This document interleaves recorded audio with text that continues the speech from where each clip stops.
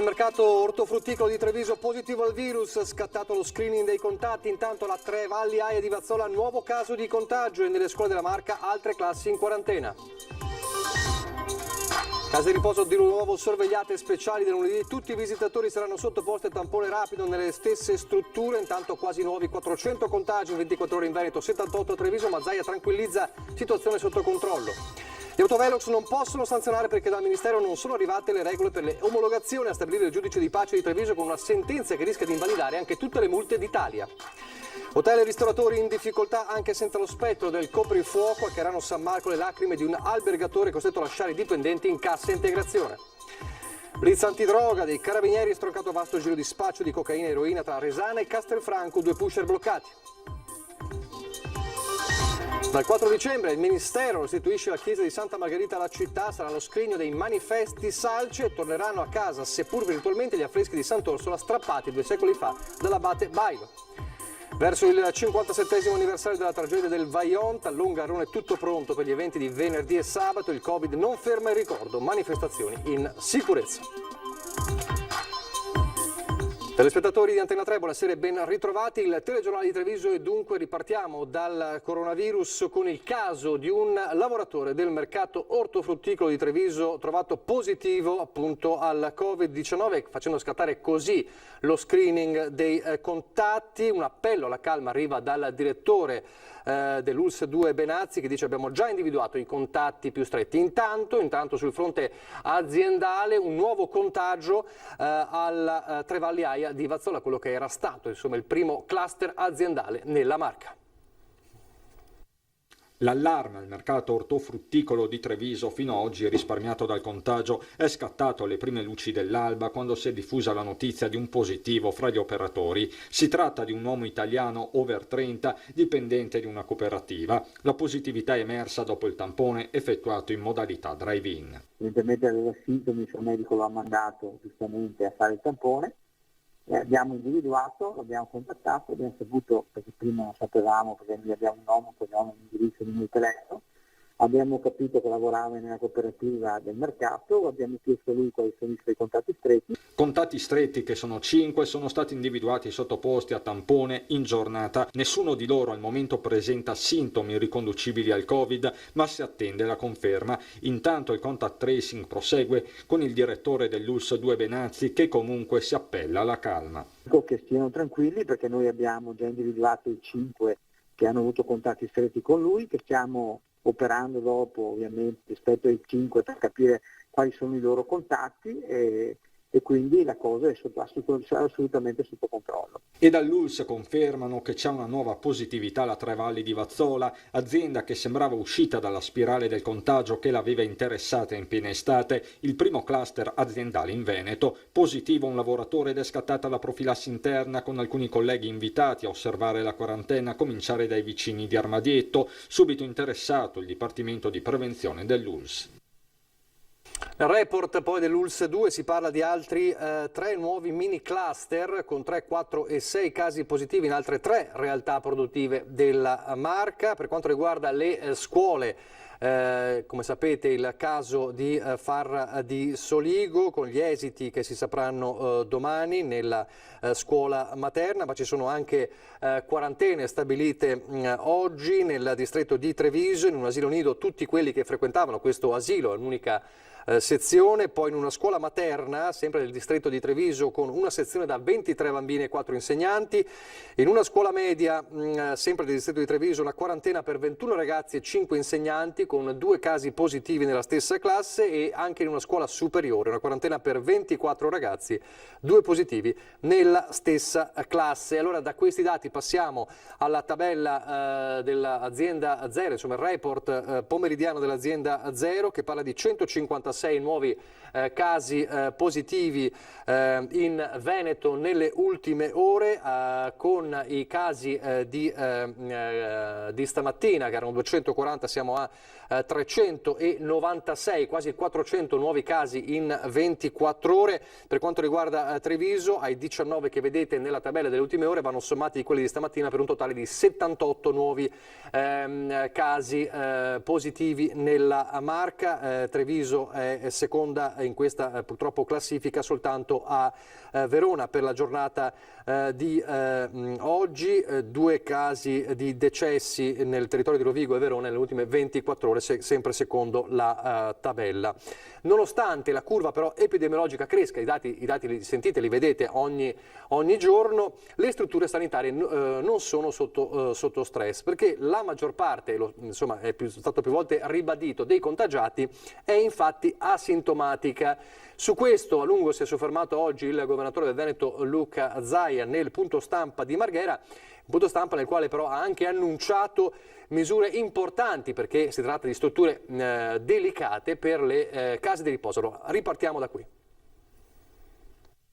Da lunedì mettere nelle condizioni le 300 case di riposo del Veneto, quindi vi do in anteprima questa informazione, di testare tutti i visitatori, togliendo ulteriore ansia, perché noi siamo fortemente preoccupati delle case di riposo. E così, dopo le scuole dove sono state attivate le squadre anti-Covid, sorvegliate speciali tornano le RSA, qui del resto stanno i soggetti più deboli. Lo screening in loco sui visitatori permetterà di avere anche dati su larga scala e a proposito di tamponi la macchina regionale raggiunge una cifra record. 2 milioni passati, 2 milioni, e penso questo, se pensate l'anno scorso a quest'ora mai avremmo pensato di parlare di 2 milioni di tamponi. E proprio il monitoraggio conferma la tendenza, il 95-96% dei contagiati continua a non avere sintomi, un quadro diverso rispetto alla scorsa primavera. È cambiato il mondo, dice Zaia, che pure ribadisce la pericolosità del virus e la necessità di usare la mascherina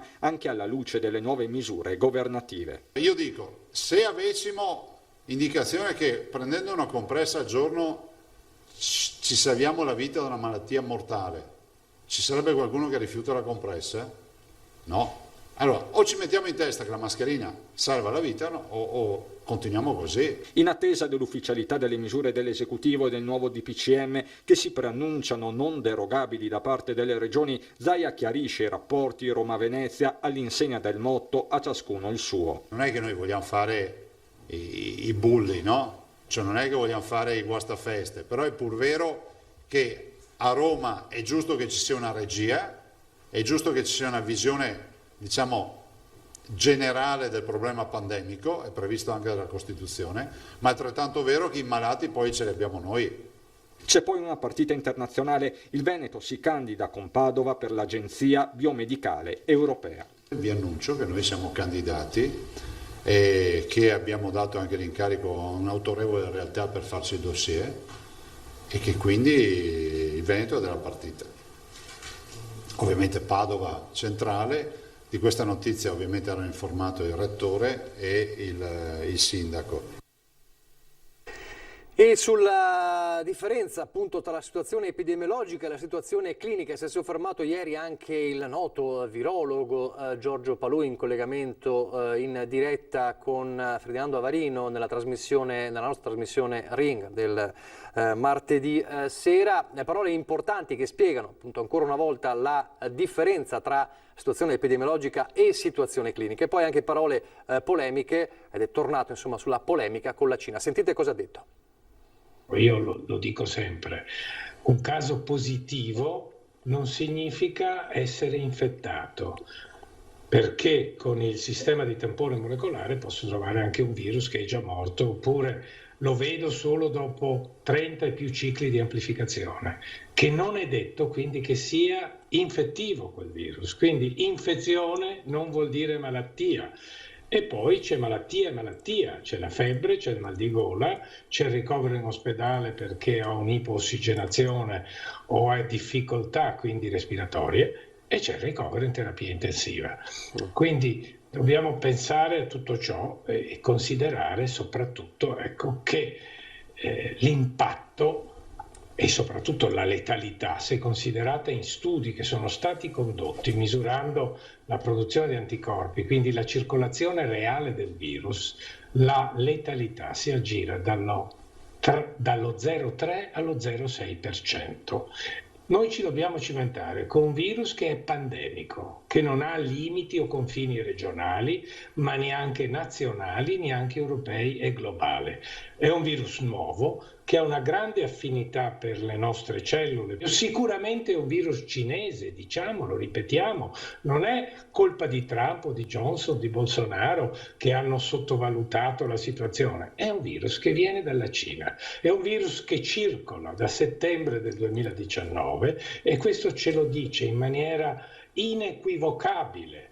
Almeno 100.000 sequenze genomiche depositate, è una specie di orologio biologico che dice esattamente, queste sequenze ci dicono da quando il virus circola da uomo a uomo, e quindi è chiaro, è acclarato, è assodato che come nel 2002 i cinesi sono stati zitti per 6 mesi, qui sono stati zitti almeno da settembre fino a gennaio. Parole dure quelle del professor Palù, ma poi c'è un altro fronte sanitario che riguarda il vaccino antinfluenzale con le farmacie trevigiane che chiedono più dosi. Il mio appello al Ministero è quello di rendere la farmacia sempre di più un servizio a favore del cittadino, di vicinanza, di collaborazione con l'USL, con chi è in prima linea come i medici di base, i pediatri, per poter dare disponibilità sempre di un servizio maggiore, anche quello appunto antinfluenzale del vaccino. Alle farmacie trevigiane servono più scorte di vaccino antinfluenzale rispetto a quelle finora programmate, peraltro non ancora disponibili, circa 25 dosi a farmacia, davvero poche se si considera la concomitanza del Covid-19. In questi giorni si stanno muovendo in tanti, la sigla Farmacie Unite per esempio sta promuovendo una raccolta firme anche online per chiedere un numero sufficiente di vaccini, soprattutto per le persone che non rientrano nelle categorie a rischio, ma che vogliono comunque tutelarsi dall'influenza stagionale. Una petizione appoggiata dalle stesse farmacie comunali di Treviso. Del resto le richieste tra i clienti aumentano di giorno in giorno, così come la preoccupazione per una stagione alle prese con incertezze, virus e quarantene. Le categorie deboli sono già tutelate, però poi ci sono i lavoratori o comunque chi ha piacere di avere il vaccino proprio per evitare magari incorrere di aggravarsi di situazioni, sono molto richiesti i vaccini. Adesso quindi bisogna capire in che tempi il Ministero sblocca e poi sicuramente daremo notizia nel breve tempo possibile. Torneremo a parlare degli effetti Covid poi sull'economia, ma adesso una notizia che riguarda invece tutti, e non sono pochi, gli automobilisti sanzionati dall'autovelox. C'è una sentenza del Tribunale di Treviso che potrebbe annullare tutte le multe e portare a una class action non solo in città, ma anche addirittura in tutta Italia. Sentite. Il giudice ha recepito il messaggio e dà atto che a tutt'oggi mancano le norme per poter omologare un autovelox. Una sentenza che potrebbe invalidare tutte le multe rilevate da tutti gli autovelox di tutta Italia. È quella emessa dal giudice di pace di Treviso su una causa intentata da un automobilista multato il 19 giugno dello scorso anno di 312 euro per aver toccato i 100 all'ora lungo la tangenziale. A rappresentare il cittadino trevigiano quello che tutti chiamano l'avvocato autovelox, considerando che la battaglia di Fabio Capraro per delle giuste rilevazioni è iniziata 10 anni fa, con una multa ricevuta al termine di una gita in moto a Mesola. Ma la sentenza dei giorni scorsi ha un peso decisamente più importante rispetto a quelle delle singole tarature dei dispositivi e si basa su un semplice concetto.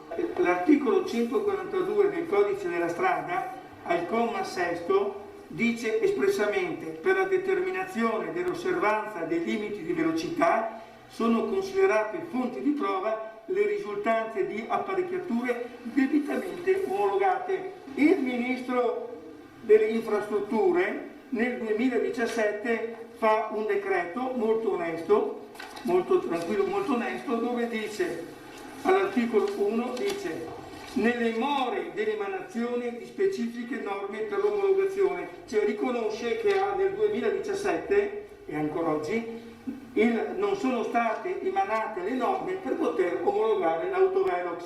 Rilevazioni che valgono sul caso specifico e che hanno portato alla sentenza di annullamento della sanzione con l'ipotesi di danno erariale per frode ai danni del comune di Treviso, ma che evidentemente possono essere applicate per tutto il territorio nazionale, proprio perché mancano delle direttive ministeriali che tra l'altro avrebbero potuto semplicemente avvallare quelle europee. La Comunità Europea ha già creato una normativa, anzi più che sufficiente, abbondante, oserei dire, alla quale chiaramente il Ministero dovrà adeguarsi per disporre le norme italiane. Torniamo agli effetti del Covid sull'economia. I dati inquietanti, terribili del turismo in Veneto parlano di 35 milioni di presenze in meno da gennaio ad agosto di quest'anno rispetto allo scorso anno. È una crisi che si riverbera anche ovviamente sugli ristoratori e gli albergatori, in difficoltà anche senza lo spettro del coprifuoco, insomma, che era un po' aleggiato in questi giorni. A Cairano di San Marco il grido disperato di un albergatore che racconta: non si lavora più, e si commuove. Abbiamo 3-4 dipendenti in cassa integrazione purtroppo da marzo, sono degli amici. Un disastro, veramente. Le lacrime di Paolo Durante per gli amici lasciati a casa in cassa integrazione. Amici, perché in tanti ristoranti e alberghi del Veneto e della Marca i dipendenti diventano gente di famiglia. Cairano San Marco, Hotel Corone, da oltre 20 anni una istituzione in paese, ma in questo 2020 terribile la situazione è una sola. Il lavoro è fermo, e quasi, non dico fermo, ma è molto calmo, molto. Mi dispiace per loro che gli ho detto, guardi, io fine anno non so se riusciamo a riprendere il lavoro. Dico tutti che ci speriamo, ma io ho poca fiducia. Prima il lockdown, poi la lenta ripartenza, ma la zavorra si chiama assenza di turisti e clienti. La gente non si muove, purtroppo vedo gli stranieri, la gente non si muove. Un problema che colpisce tutto il settore, anche qui nel Monte Bellunese. Si spera nella carovana del Giro d'Italia in arrivo a giorni anche nella Marca, ma l'incertezza resta. Scongiurato il coprifuoco dei locali, ma per quanto? E lo spettro di chiusure future, seppur rigettato dal governo, aleggia inevitabilmente nei pensieri. Speriamo di no, guardi, perché veramente il secondo giro sarebbe molto difficile per tutti. Per me, come settore alberghiero, come i miei colleghi, guardi, anche il mio collega mi ha dato per mezz'ora fa, mi ha detto: Paolo, digli che qui la situazione siamo veramente presi male, che se ritorna, non so se succede, se riusciamo a tenere duro ancora tanto. Situazione difficile, tanto più se poi il destino si accanisce. Paolo è il figlio dei due anziani, Renzo e Giuliana, aggrediti e picchiati in casa dei banditi 2 notti fa. Un trauma che si aggiunge al periodo nero. Paolo e la sua famiglia cercano di farsi forza e fanno appello alla politica, e non certo per chiedere assistenzialismo. Noi non vogliamo soldi, noi non vogliamo soldi, vogliamo solo lavorare, che ci sia un po' il movimento. Veramente mi viene da piangere solo a pensarci. E giocoforza, sono in aumento le richieste di ammortizzatori del settore proprio del turismo. Dall'Inps del Veneto una foto dell'attuale situazione economica.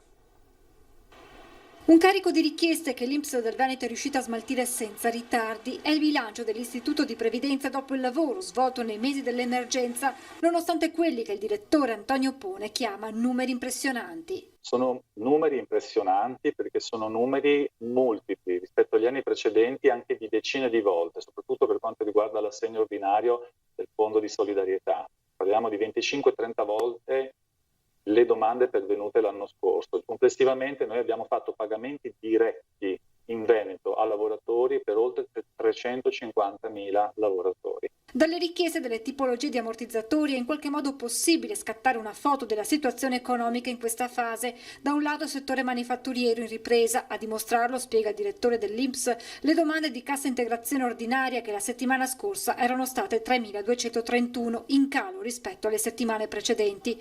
Ad aumentare, stando alle stime di Antonio Pone, potrebbe essere il ricorso all'assegno ordinario del Fondo Solidarietà che interessa il settore turistico, così come quello della cassa integrazione in deroga, stando ai dati riferiti sempre alla scorsa settimana. Ha fatto registrare 4.441 domande in Veneto, più dell'ordinaria, ecco, giusto per dare un segnale. Mi aspetto che questi 2 ammortizzatori siano molto richiesti, perché sono richiesti in particolare dai settori che probabilmente sentiranno ancora la crisi, e sono i settori legati al turismo. Intanto, oltre 2 milioni di veneti possessori del PIN INPS dal 1° ottobre sono interessati al passaggio allo SPID, percorso che si concluderà esattamente tra un anno e che vedrà tutte le credenziali di accesso digitale riunite in un unico codice. Ci dovrà essere un'unica identità digitale per il cittadino, con la quale si possa accedere indifferenziatamente a tutti i servizi di tutte le pubbliche amministrazioni.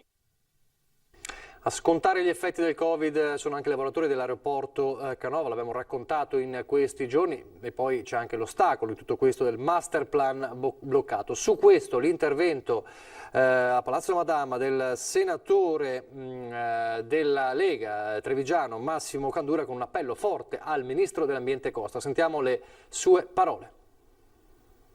L'aeroporto Canova di Treviso, che assieme a Venezia costituiva in era ante Covid il terzo polo d'Italia dopo Roma e Milano, è chiuso da marzo. I dipendenti sono in cassa integrazione, probabilmente fino a marzo dell'anno prossimo. Tutto il settore, quel piccolo grande ecosistema economico che gravitava attorno all'aeroporto, è paralizzato. Pende innanzi al ministro dell'Ambiente, il ministro Costa, la richiesta di un master plan per l'ottimizzazione, l'ampliamento e la sostenibilità ambientale dell'aeroporto stesso. A capitale privato, cioè le società di gestione Save e AR3, hanno stanziato più di 50 milioni di euro per questo progetto, vitale per rendere l'aeroporto redditivo nell'ipotesi che auspicabilmente questa crisi da Covid venga a finire il prossimo anno. Quindi l'appello che io faccio a nome di tanti cittadini di Treviso oggi in difficoltà non è una richiesta economica, ma è un appello affinché la maggioranza, spero, si trovi a essere sensibile al grido di dolore di tanti che a Treviso stanno perdendo il proprio posto di lavoro, e quindi chiedere al ministro Costa di assentire e firmare l'autorizzazione, visto che comunque già 2 volte la Commissione VIA si è espressa favorevolmente. Di conseguenza invitate il ministro Costa, cortesemente o meno cortesemente, a firmare l'autorizzazione per il master plan nel nome del bene di tanti cittadini. Questo è l'appello del senatore Candura. Adesso pochi istanti di pubblicità, poi torneremo alla cronaca con un blitz antidroga dei Carabinieri.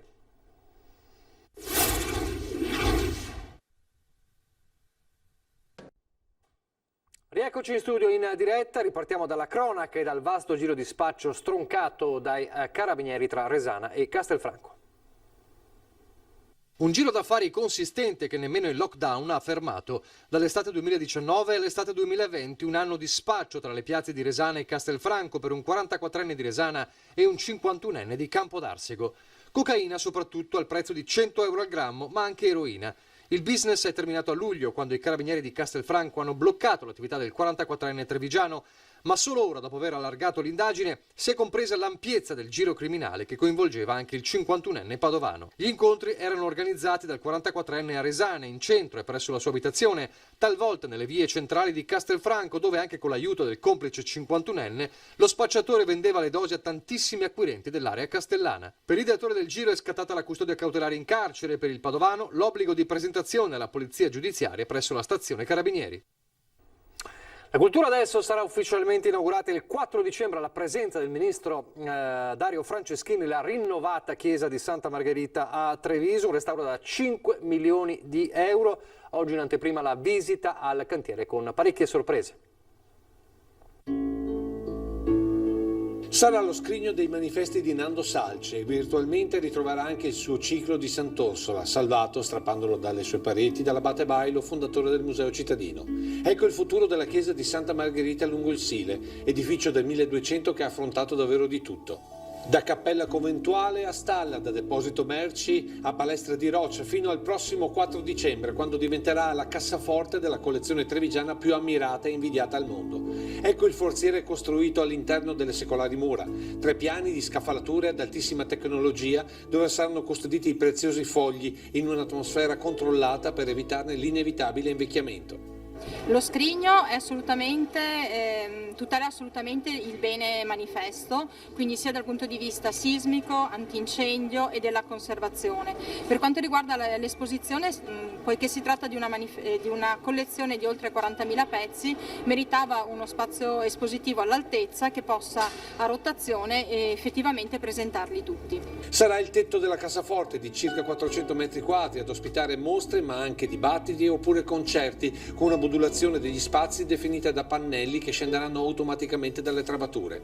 Ma a Santa Margherita ci sarà anche il ritorno a casa degli affreschi di Sant'Orsola, di Tommaso da Modena. Riportare qui l'originale era impossibile, quindi ci sarà una proiezione che darà al visitatore l'esatta percezione di quello che si poteva godere allora. Recuperata anche nella parte del chiostro esterno, dove è stato ritrovato un affresco in via di restauro. Uno spazio da vivere perché sarà da vedere, ma anche da toccare, perché è dedicato anche agli ipovedenti. Ci sarà uno spazio dedicato agli ipovedenti che con diverse abilità sensoriali racconterà quello che è un manifesto, dalla sua genesi alla sua esposizione finale. 5 milioni di euro di intervento che sarà inaugurato dal ministro Franceschini con una mostra dedicata all'ultimo pittore del cinema, che non a caso è un trevigiano. Una mostra importante dedicata all'ultimo cartellonista Renato Casaro, un grande cartellonista di manifesti pubblicitari. Pensiamo solo che sono opere sue, il manifesto del cinema del deserto, dell'ultimo imperatore e di C'era una volta in America. Le notizie dal Bellunese ora. In primo piano torniamo a parlare del coronavirus perché il convitto maschile annesso all'Istituto Professionale Alberghiero di Longarone è stato chiuso dopo la scoperta di positività al coronavirus. I tamponi erano stati decisi dall'azienda ULSS 1 Dolomiti per la verifica dei contatti di 2 casi positivi nella scuola. Altre 2 positività sono state così trovate in uno studente e in un insegnante. È stata quindi posta in quarantena la classe e chiuso il convitto annesso alla scuola. Oggi intanto proprio una riunione sull'emergenza Covid in prefettura. Si è tornato a parlare anche del focolaio in Comelico. Sentiamo.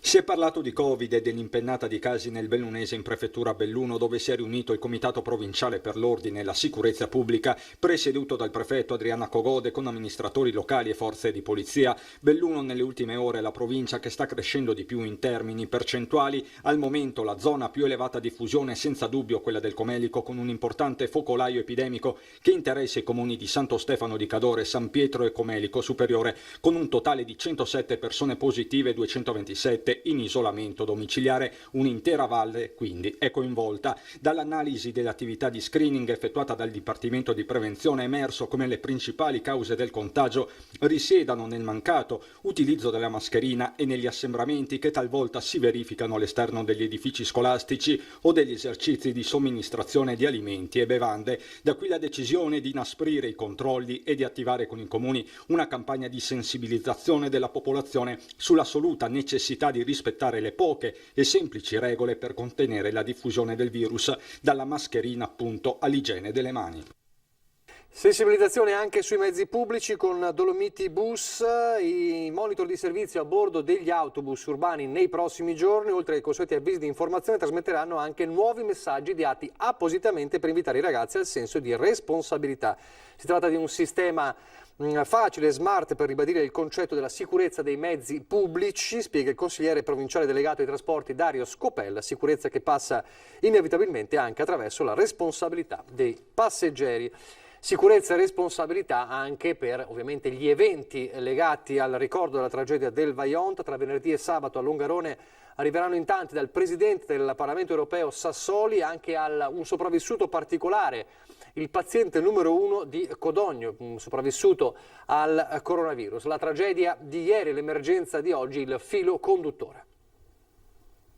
Quest'anno il programma delle commemorazioni del Vajont l'abbiamo ovviamente ridotto negli eventi, però comunque carico di significati. Dovranno essere rispettate le restrizioni che riguardano l'uso della mascherina per tutti gli eventi che noi abbiamo organizzato e ovviamente il distanziamento sociale. Il Covid non ferma il ricordo nei tanti significati che la commemorazione del Vajont assume di anno in anno. 57 anni dopo è difficile, se non impossibile, dimenticare, anche perché c'è una sottile linea rossa che collega il disastro di allora all'emergenza di oggi, come dimostra anche l'iniziativa in programma sabato mattina al Centro Culturale di Longarone. Il tema è la gestione delle emergenze, il caso Covid. Leghiamo proprio l'anniversario del Vajont a un tema di estrema attualità come quello del Covid. Ci sarà una testimonianza del paziente 1 di Codogno Mattia Maestri, la presenza della dottoressa Giustina De Silvestro del Dipartimento di Immunoematologia dell'ospedale di Padova.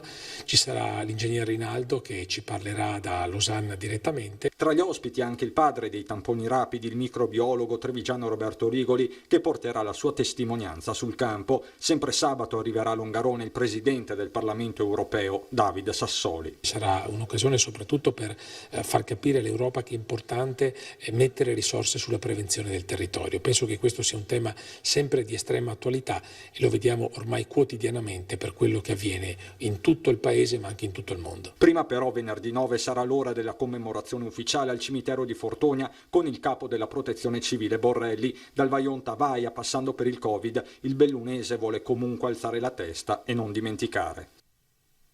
E venerdì sera, ve lo ricordo, alle 21:15 in prima serata, proprio la sera del 57esimo anniversario della tragedia del Vajont, vi riproporremo L'Eco del fango, il documentario realizzato da Ferdinando Avarini, il nostro vice direttore, e da Fabio Verin, il drammatico, toccante racconto di quella tragedia attraverso testimonianze, ricostruzioni e ricordi. Appuntamento dunque alle 21:15 di venerdì 9 ottobre. Vi lascio al meteo, grazie per averci seguito, arrivederci.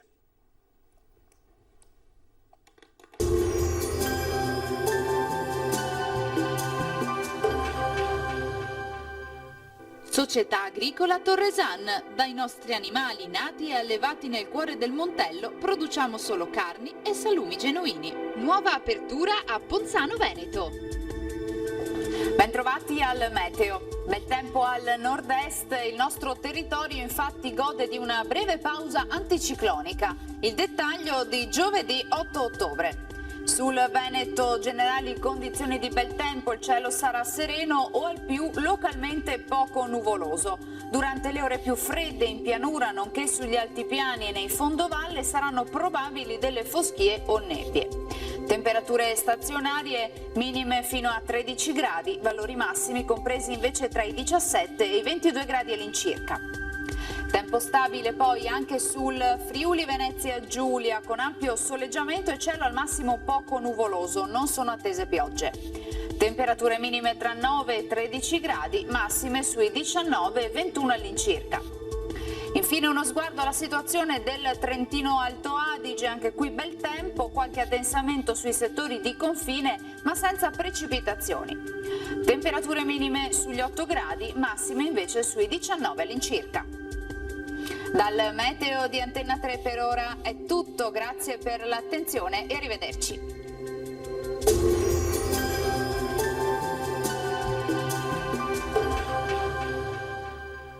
Società Agricola Torresan.